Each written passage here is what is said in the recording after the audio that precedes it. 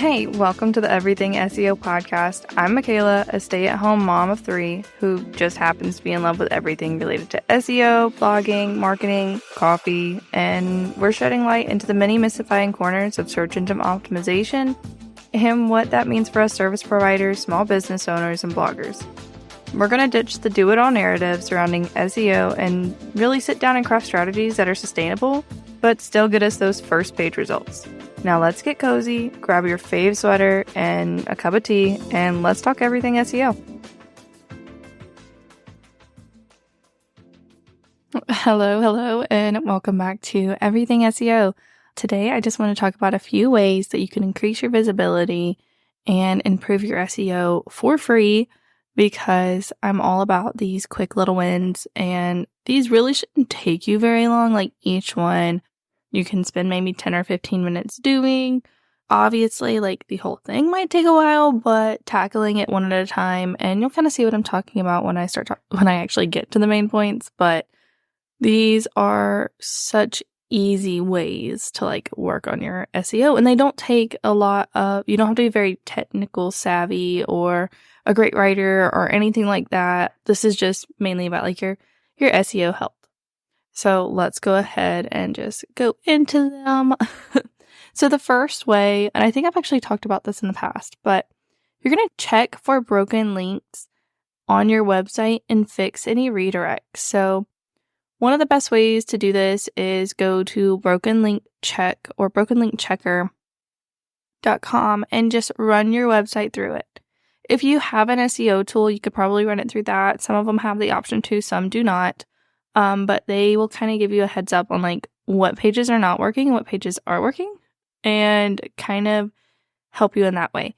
But you want to fix these because these are, first of all, bad for user experience. There's nothing worse than like trying to do something and clicking through for a button or in a blog post and it takes you nowhere, or it takes you to a 404 page, or it takes you to the wrong page or to an old offer or service. So that's just an easy way to kind of check in on those things and make sure Google can crawl, because when Google goes through your pages, and I talked about this a little bit in the episode about like internal backlinking, but when Google crawls your pages, they're going to crawl those little links too if they think they're relevant. And if it determines that they're relevant, then those pages are going to have a better chance of ranking.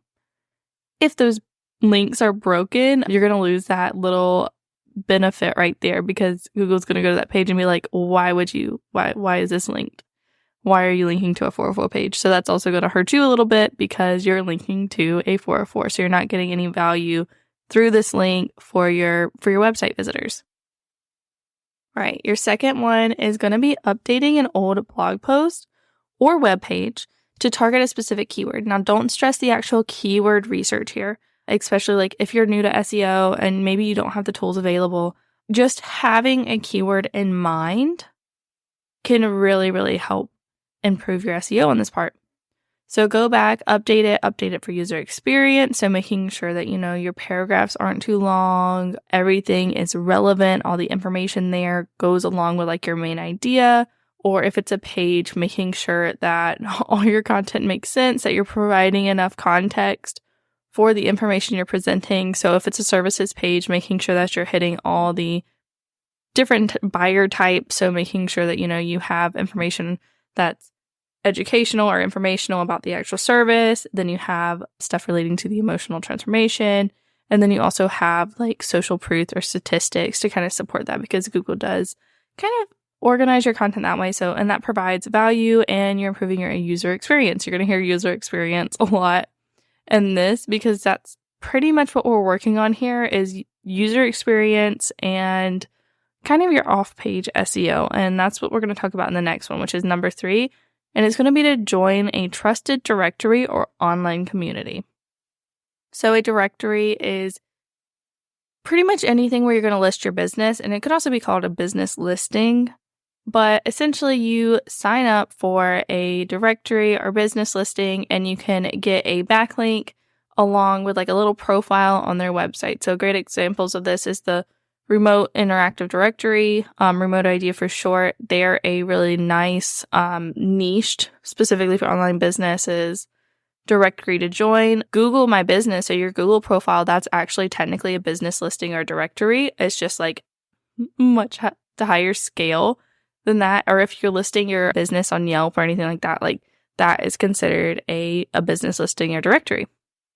So every time that you do this, you're building a trusted backlink as long as the directory is high quality and it's not like super scammy and spammy. And that helps improve your SEO because it's essentially saying that, hey, we trust your website, which then shows that Google, they're going to be like, oh, they trust it, so I'm going to trust it just a little bit more and maybe crawl it more often or just boost you up a little bit in search over a website that's maybe not as trusted or doesn't have as many backlinks or at least quality backlinks.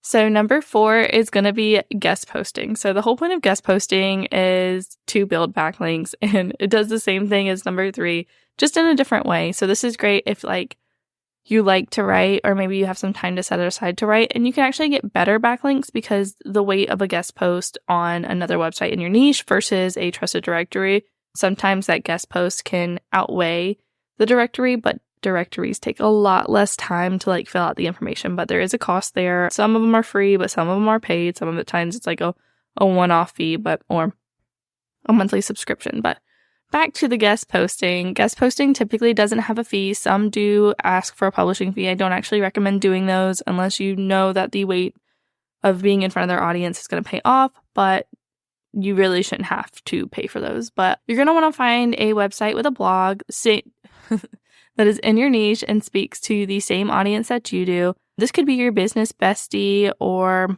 there are websites that are specifically looking for guest posts. I actually have a full directory of those. I'm going to list in the show notes below, but it's the guest post directory, and it has over 47 niches and a little over 370 different websites that you can guest post on, and they're all ranked by different domain authorities and the topics that they want guest posters to cover. And the reason it does that is because it helps if the place that you're guest posting has a domain authority that is greater than your own. And it would be a really long episode if I really dove into domain authority, but it's essentially an SEO tool came up with a way to rank how our websites are trusted, and that's essentially where domain authority came in. Again, I'll link that in the show notes if you want to learn more about domain authority and how that plays into backlinking and stuff. But remember, that is not made by Google. That was set up by Moz, and it's just been adopted by a lot of SEO tools because it can help, but it should not be the only determining factor. So just keep that in mind. But if you want to learn more about that, that is in the show notes. Today was not supposed to be a 20-minute long episode, so I will do a deep dive on domain authority and more backlinking in the future. I just want to make sure that I have all my ducks in a row for it. Now, finally, number 5. This one, I like this one because it can be time consuming, but you can take it one page at a time. You don't have to do it all at once. So if you have never touched on your SEO, or maybe you've only done it lightly, or it's something that you've only become aware of recently, it's likely that you haven't gone back and manually added your meta descriptions, all image text and stuff to your web pages. So this is when, you could do this once a week. Set aside 10 minutes of your week to just go into one page each time. So you can start with your home, work your way to your services, then to your contact, and update your page title and update your meta description. And make sure that it relates to the content on your page. Not something random, but say my homepage for one might be content-centric SEO strategies. And that is my page title. And then the comma mama code, because typically you do have your brand name after your page title. It's not required, but you can have it there. And then my services might be ethical SEO strategies for small business owners or service providers. So you want it to be descriptive of what you're doing, but it also can't be too long for your page title. Now, for your meta description, that's when you can get a little bit more descriptive about what is on your page and who that page is for, and expand just a little bit on your page title. So you also can't make that one too long because then nobody will see it because there's only a small snippet that Google shows. But this will help Google and people who find your website through Google see what your web page is actually talking about and what your website is about, and which can help with search because now Google knows where to put you. Like I said, I love this one because it's not super difficult to do. It doesn't have to be time consuming because you can take it just one page at a time. And you can actually do this for your blog post too. You should do it for your blog post. So if you have like a huge library of blog posts, just going in and adding that page title. And if for blog posts, your page title can actually be different than the blog post title that you have on your website. So what you serve Google is different than what your audience sees, but it still needs to be related. So maybe it just is a little bit simpler where you get a little bit more fun with what's on your website. So I hope that you found something that you can use this week to kind of just improve your SEO and your visibility and get a few more eyes on your website and your offers. Everything is going to have some resources down in the show notes because I know that there was a lot of moving pieces in this one that even though, each piece maybe only takes like 15 minutes, some of it might need a little bit more supplementary information to kind of get there. But all of that is going to be in the show notes because I would never leave you hanging, along with a link to the guest post directory down below.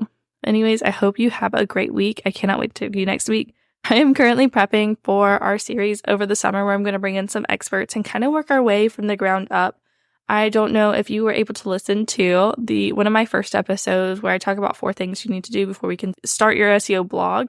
And I'm going to kind of walk through those 4 things plus some things that you can do after having a blog and after working with your SEO, like repurposing or making sure that your website is legal and just having all these things, like having your messaging in one place. So that's going to be something we're going to cover this summer. And I'm super excited to talk to some of these amazing business owners and have them share their 2 cents essentially on everything that you can do for your business. But anyways, that's it for today and talk to you next week. As always, I hope you were able to learn at least one new thing today and how you can apply it to your own business or blog. Thanks for listening to this episode of Everything SEO. Don't forget to hit follow so you don't miss the next episode. It's a goodie, and check the show notes for everything we talked about today. And come connect with me on Instagram at comamama.co if you have any questions or thoughts you want to share. Talk soon.